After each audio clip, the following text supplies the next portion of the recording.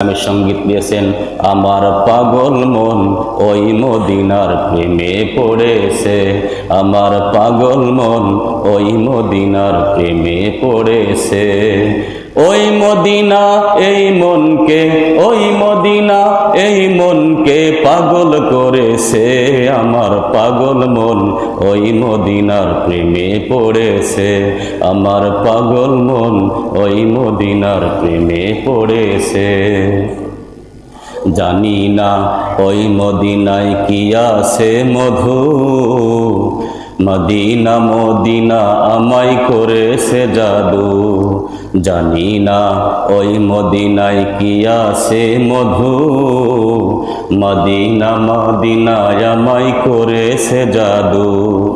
বিশ্ব জগৎ নবীর জন্য, বিশ্ব জগৎ নবীর জন্য পাগল হয়েছে, আমার পাগল মন ওই মদিনার প্রেমে পড়েছে, আমার পাগল মন ওই মদিনার প্রেমে পড়েছে। নবী আমার জানের জান, আমার প্রাণের প্রাণ, নবীজিকে দেখার লাগি মন করে আনসান। নবী আমার জানের জান, আমার প্রাণের প্রাণ, নবীজিকে দেখার লাগি মন করে আনসান। মদিনার ওই সবুজ মিনার, মদিনার ওই সবুজ মিনার মনটা ছুঁয়েছে, আমার পাগল মন ওই মদিনার প্রেমে পড়েছে, আমার পাগল মন ওই মদিনার প্রেমে পড়েছে। ওই মদিনা এই মনকে, ওই মদিনা এই মনকে পাগল করেছে, আমার পাগল মন ওই মদিনার প্রেমে পড়েছে, আমার পাগল মন ওই মদিনার প্রেমে পড়েছে। জোরে বলুন মারহাবা। আমার বন্ধুগণ, মক্কা শরীফ যেখানে কাবা শরীফ রয়েছে, আল্লাহ তাআলার ঘর, অত্যন্ত সুন্দর একটা ঘর, যেই ঘরের দিকে তাকাইলে মন চাই শুধু দেখতেই থাকি, দেখতেই থাকি। কাবা শরীফের দিকে যত তাকাবেন তত গুনাহ মাফ হতেই থাকবে। পৃথিবীর ভিতরে সবচেয়ে সুন্দর ঘর হচ্ছে আল্লাহর ঘর কাবা শরীফ। এই কাবা শরীফে দিনের নবী বলেছেন, যদি কোনো ব্যক্তি 1 রাকাত নামাজ পড়ে তার আমলনামায় 1 লক্ষ নামাজের সওয়াব লিখে দেওয়া হয়।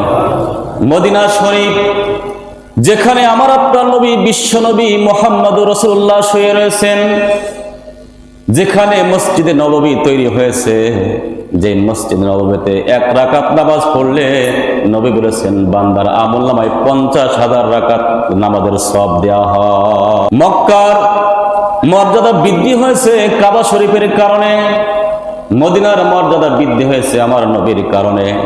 একজন মহিলা আকাশে ভ্রমণে গিয়েছিল, অনেক দূরে যাওয়ার পরে দূরবীক্ষণ যন্ত্র দিয়ে পৃথিবীর দিকে তাকায় দেখেছিল, তাকায় দেখতেছে সমস্ত পৃথিবী অন্ধকার, 2টা জায়গায় আলো জ্বলতেছে, একটা মক্কা আর একটা মদিনা।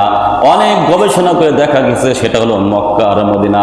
এটা কোনো বৈদ্যুতিক আলো নয়, এটা কোনো সৌর বিদ্যুতের আলো নয়, দুনবী কোনো আলো নয়, এটা হচ্ছে আল্লাহ পাকের নূরের আলো। মদিনার মর্যাদা আল্লাহ তাআলা অনেক করে দিয়েছেন নবীর কারণে। আমার বন্ধুগণ, এই মদিনার মর্যাদা বৃদ্ধি হয়েছে আমার আপনার নবীর জন্য। নবী করিম সাল্লাল্লাহু আলাইহি সাল্লামের গোটা জিন্দেগি যদি পড়া যায়, গোটা জীবন নিয়ে যদি আলোচনা করা যায়, গবেষণা করা যায়, শুধু দুঃখ আর দুঃখ, দুঃখ আর দুঃখ।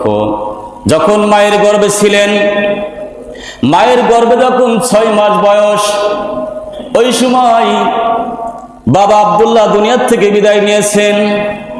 আবার 6 বছর বয়সে যখন আল্লাহ নবী মায়ের কোলে আসলেন, মাকে বেশি দিন পর্যন্ত রাখতে পারলেন না। মায়ের কাছে এসে আব্বার কবর জিয়ারত করার জন্য আবদার করলেন।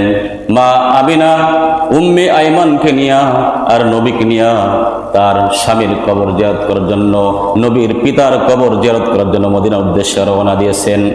কবর জিয়ারত হয়ে গেলে ফিরে আসতেছিলেন বাসার দিকে, বাড়ির দিকে ফিরে আসতেছিলেন।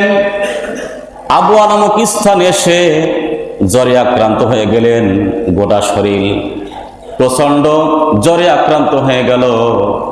মা আমিনা ডাক দিয়ে বলছে, বাবা মোহাম্মদ এদিকে আসো, আমার মনে হয় পৃথিবীতে আর বেশিক্ষণ বাঁচা হবে না।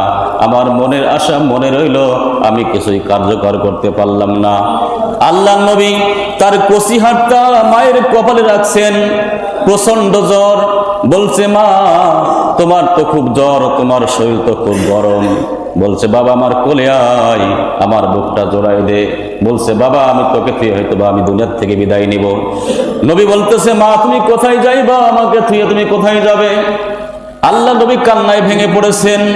উম্মে আইমানকে আমিনা ডাক দিয়ে বলছে যে, উম্মে আইমান রে তুই ওয়াদা কর, আমার মনে হয় আমার সময় ঘনিয়ে এসেছে, আমি বেশিক্ষণ বাঁচতে পারবো না, আমার মৃত্যুর পরে আমার মোহাম্মদকে তুই দেখাশোনা করবি। আল্লাহর কি কারিশমা, আল্লাহর কি পরীক্ষা, ওই জায়গায় মা আমিনার ইন্তেকাল হয়ে গেছে। আল্লাহর নবী পিতার কবর জিয়ারত করার জন্য গিয়েছিলেন মদিনায়, কিন্তু ফেরার পথে মাকে পর্যন্ত হারাই দিয়ে আসলেন। ছোট্ট বয়সে, ছোট্ট বেলায় পিতাও নাই মাতাও নাই, নবী হচ্ছে দয়া, নবী হচ্ছে বড় এতিম হয়ে গেছেন। এতিমদের সর্দার হচ্ছে আমার আপনার নবী। আমার বন্ধুগণ, শুধু তাই নয়, দুঃখে ভরা জীবন। আল্লাহ নবী নবুয়ত প্রাপ্ত হওয়ার আগে, নবী হওয়ার আগে তার দুইজন কন্যাকে আবু লাহাবের দুইটা ছেলের সঙ্গে বিবাহ দিয়েছিলেন। কিন্তু যখন আল্লাহ নবী হয়েছেন, কোরআন যখন নাজিল হয়েছে, কোরআন যখন প্রচার করেছে, আবু লাহাব নবীর বিরুদ্ধে চলে গেছে। আবু লাহাব নবীকে গালাগালি করেছে, নবীর বিরুদ্ধে সে অনেক কিছু করেছে। শেষ পর্যন্ত তার দুই সন্তানকে বলেছে যে মুহাম্মদের মেয়ে ঘরে রাখার প্রয়োজন নাই। মুহাম্মদের দুই মেয়েকে তালাক দিয়ে সাথে সাথে দুই মেয়েকে তালাক দিয়ে দিয়েছে। শুধু তাই নয়, রসুলের কলিজার টুকরা হযরত যায়েনব রাদিয়াল্লাহু তাআলা আনহা, তাকে একজন নরধম পশু হাব্বার ইবনে আসওয়াদ উটের পিঠ থেকে ফেলে দিয়ে হত্যা করেছিল, শহীদ করে দিয়েছিল। দুঃখে ভরা জীবন, রসুলের দুঃখে ভরা জীবন। আবার নবী ইসলাম প্রচার করার জন্য গিয়েছিলেন তায়েফের ময়দানে। তায়েফবাসীরা রসুলকে অনেক কষ্ট দিল, গালিগালাজ করলো, এলাকা থেকে ঘায়ে ধাক্কা দিয়ে বের করে দিল। এমনকি ছোট্ট ছোট্ট বাচ্চাদেরকে, দুষ্ট ছেলেদেরকে লাগাই দিল, যা পাগল এসেছে মারধর কর। ওই বাচ্চারা পাথর মেরে মেরে আল্লাহর নবীর গোটা শরীরকে রক্তাক্ত করে দিয়েছে। এমন